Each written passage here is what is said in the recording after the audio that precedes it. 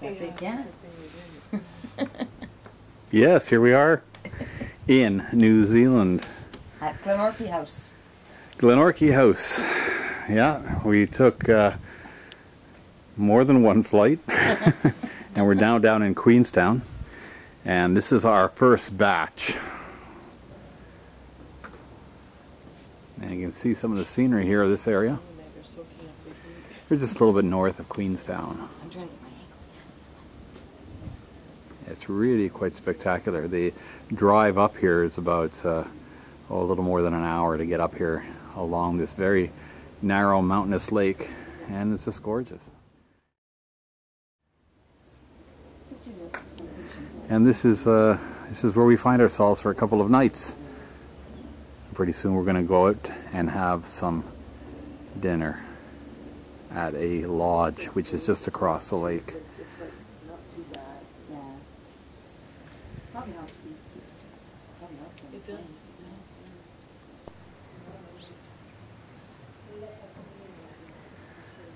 Yes, well, we came around that body of water, and tonight for dinner we're going to be at the Kinloch Resort.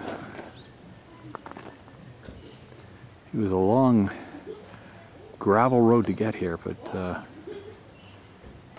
spectacular. Spectacular scenery.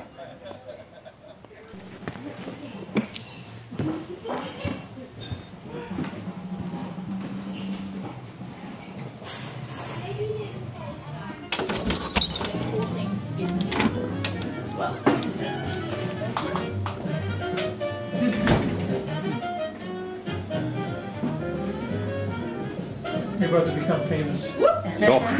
Look forward to it. Wow, look at the beautiful blue sky.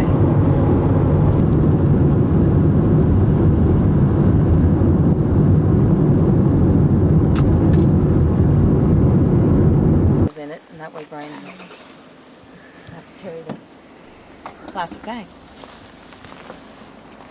This is Routaburn hiking trail in the Mount Aspiring National Park. We're to the northwest of Queenstown in the South Island. At the top end of a very beautiful, narrow, zigzaggy, long lake. The name of which escapes me at the moment, but I'm sure that I'll add it to the video afterwards.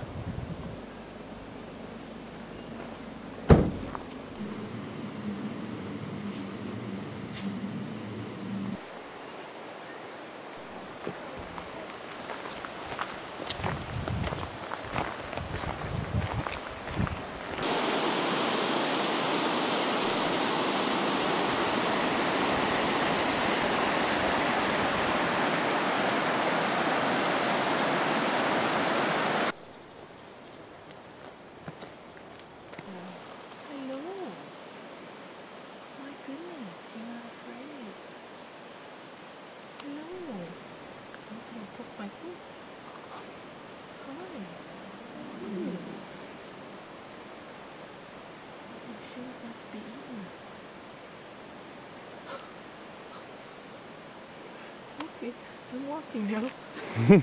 Before you start poking on my ankle. I'm looking for some food, I guess. Yeah. It's following you. I know. Aren't you a cutie? I guess I have to take a picture of you. Come check my shoe out again.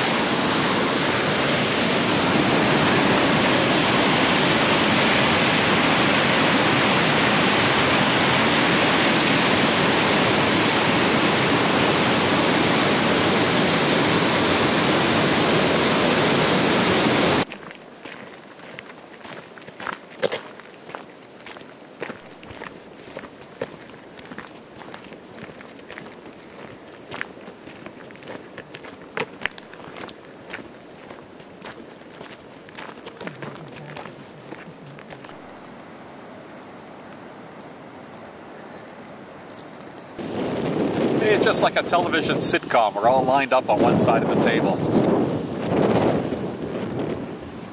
And that's because you're looking at this amazing view.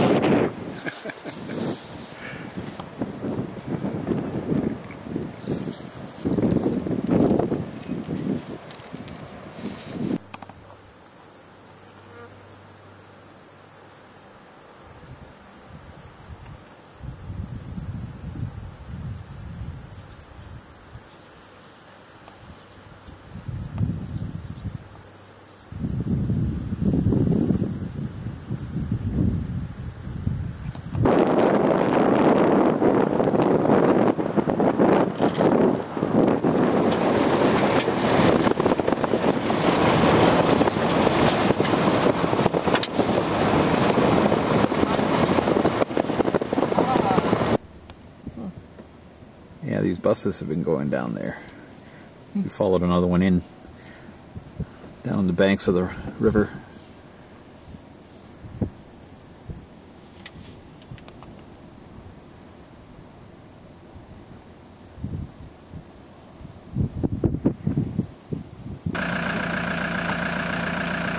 Well, the dark clouds are gathering over Mordor, and our band of adventurers is heading up into the hills. Well, Marcia Dillon, you gonna learn how to spit tobacco? Is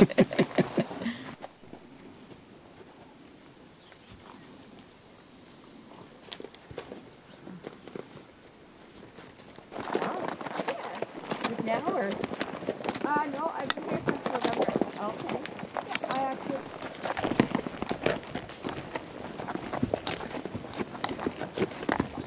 Many scenes from the movie The Hobbit were filmed in this forest, so this forest is known as the Hobbit Forest. Yeah.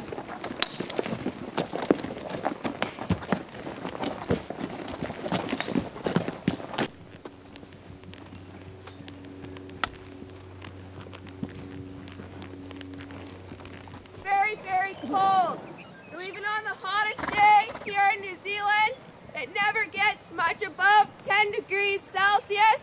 And on a normal summer day, it's only about 3 to 7 degrees Celsius. So it's never overly warm.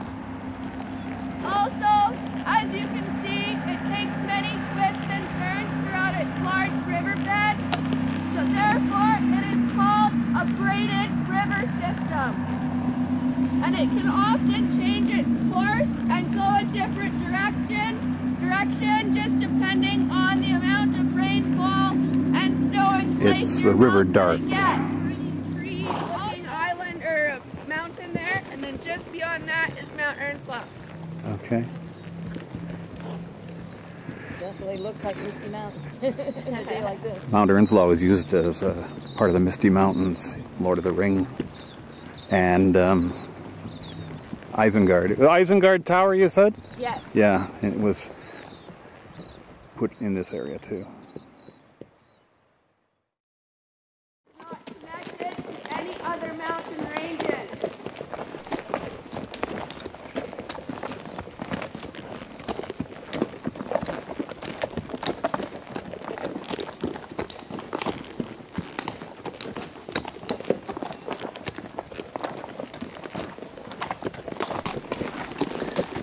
Now we're heading into what they call the Boromir Forest.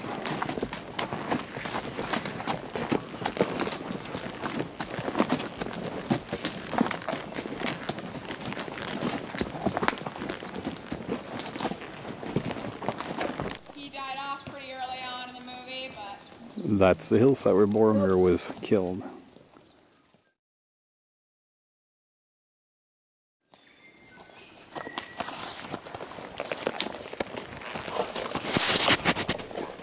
Because one does not simply walk into Mordor.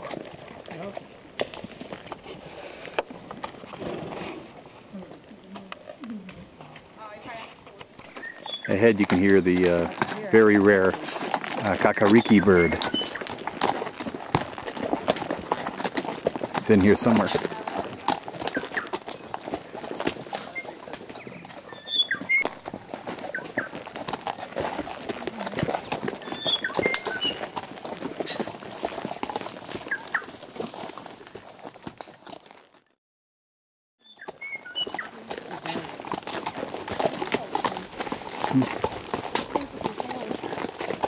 I couldn't see it. They got a glimpse of it, the early riders up there.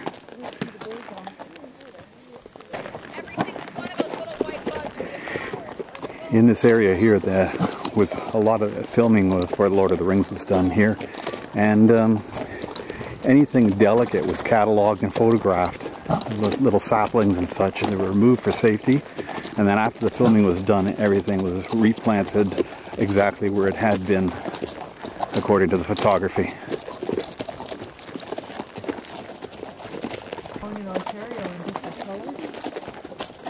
Poisonous foxglove. Invasive and very poisonous to cattle and horses. The lady who owns Paradise actually owns him, or that runs it. Yeah. But he gets too fat. He looks fat. Yeah. This is so he actually pulls a little carriage, and what we do is we have to clean all the poo off the trails. So he just pulls a little carriage around with us. Oh, that's nice. It's a job to do. That's good. Yeah. Is it okay to pet? Yeah, yeah. He's... We're going to see Solomon do and then we his get trick. bored and we piss around with him and teach him things. Come on, Solomon, it's time for our big jump. You're on his jump. Oh, you're on his Right in jump. front of our jump, guys. Big thing.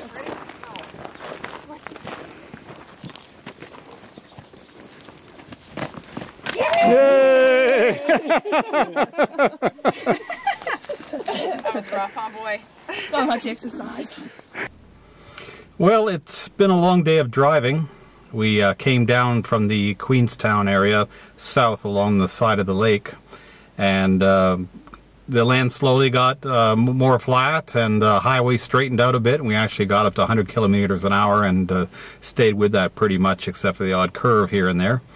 And then we fish hooked around to the west and then back north a little bit up the west coast, and we're now in a town called Te Anau, and that's where we're going to be for the next couple of nights, and there's some things to see here as well, and that should be pretty interesting.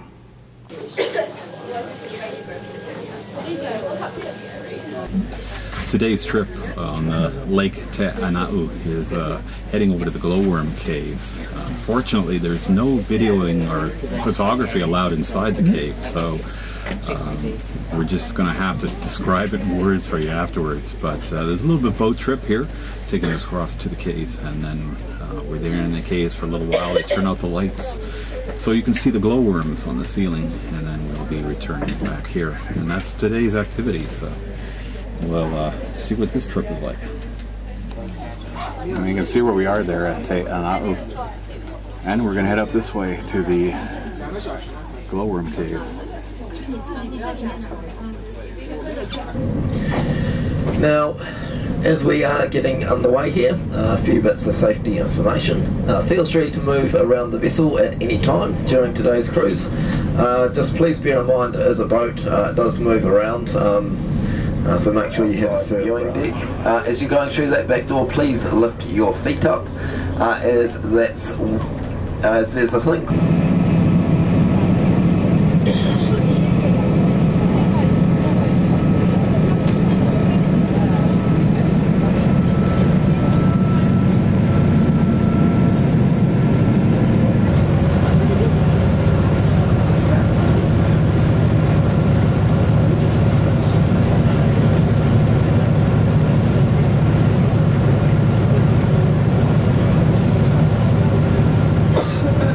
Now, this lake was carved by many periods of glaciation.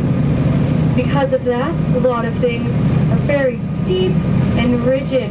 However, these islands are made of a very hard metamorphic rock called gneiss. And this kept it so that they were not able to be broken away like the rest of the fjords here. Instead, they have a nice rounded top to them. Now its fancy Latin name is Arachnocampa luminosa. So arachna meaning spider-like, campa meaning worm-like, and luminosa meaning light. Now there's actually 8 other species of glowworm similar to what we have here, and they are all found in Australia. So 8 species of glowworm in Australia, 1 in New Zealand, and then nowhere else in the world. So in the cave you would have seen the beautiful lights of the glowworms there, but this is what's behind that light. So this is what a glowworm looks like up close with the lights turned on. Now don't worry, this is not the actual size of the glowworm, otherwise that would have been pretty terrifying when you're underground. So the actual size, about the size of a small matchstick, so only about 3 to 5 centimetres in length, and then a couple of millimetres in width. Now on the left, that is the tail end of the glowworm, and that is where the light comes from. So that light is caused by a chemical reaction called bioluminescence, similar to what you see in deep sea creatures, types of plankton, fireflies, all those sorts of animals. Now the purpose of the glowworm's light is to attract food. So what the glowworm does, it creates itself a mucus hammock, or a mucus tube, about 10 to 15 centimetres long. And from that little hammock it hangs these delicate little sticky lines, also made of mucus, that we call fishing lines. Now the glowworm uses these fishing lines to catch its food. So it has no working mouth parts or digestive system, so the fungus gnat actually can't eat anything and just survives off all that energy it gathered and stored as a glowworm. So it lives a very short life, only a few days. Just one thing on its mind, and that is to reproduce. So the male, he's going to live for 3 to 5 days, and he'll try and find as many females as he possibly can to mate with until he dies of starvation and exhaustion. The next morning we were on the road again, this time on a bus tour to Milford Sound, with the delightful memory of Te Ana'u Cave fresh in mind. Te Ana'u is a very young cave system, which has a small roaring river flowing through it, and one walks on a diamond plate catwalk over the rushing water. The cave itself varies in diameter from 3 meters and more to only 1 meter wide in some places, but with a lofty ceiling. Quite quickly the glowworms begin to appear here and there on the ceiling above as we continue into the dimly lit interior. Neon blue-green fixed sparks of light, they didn't become spectacular until the end of the cave was reached, beyond which without scuba gear we could not go. At this point the 12 members of our group were warned to be absolutely silent as we boarded a rectangular aluminum diamond plate skiff. Our guide used a handrail on the ceiling to pull our boat deep into the absolute blackness under colonies of glowworms, which were like sprays of pin lights on the ceiling. It was like drifting through a dark, silent glade where occasional open spaces between the tree leaves allowed brilliant stars to appear.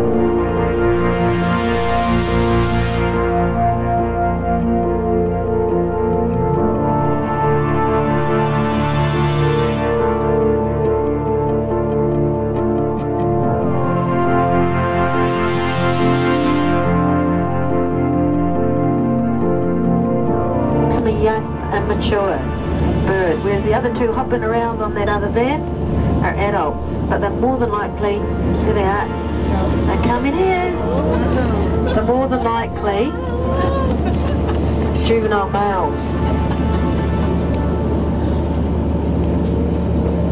Are they still on the roof?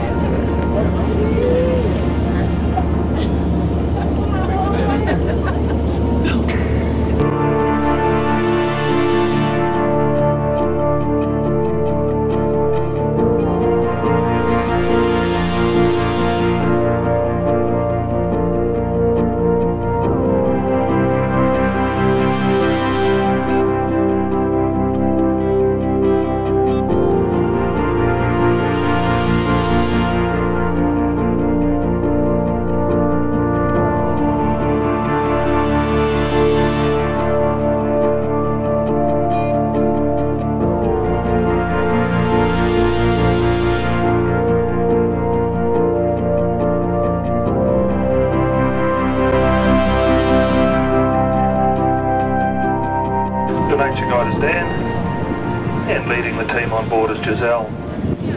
Just while we're turning around here in the harbour, I'll just run through a few points about the vessel, starting off with a few safety tips. 526 feet, 160 metres up there at the top.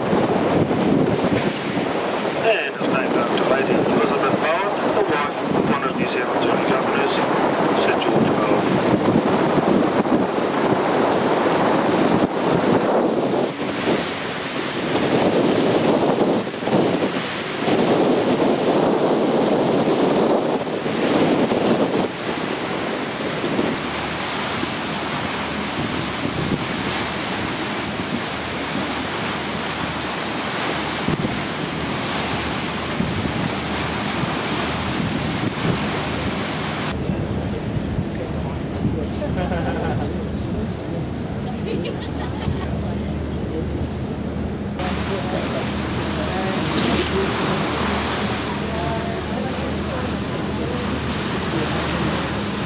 One of the wettest places on Earth at sea level. Every year, seeing on average 8 metres of rain. And when it does rain, it rains a lot. It's not uncommon to see 200 mils of rain within 24 hours.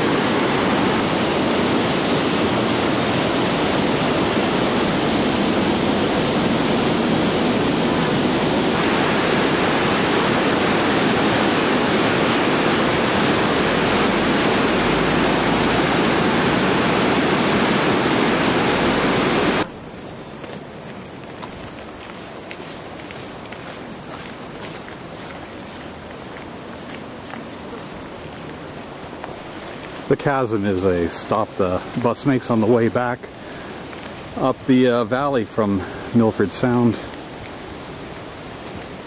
The birds in the area are called kia.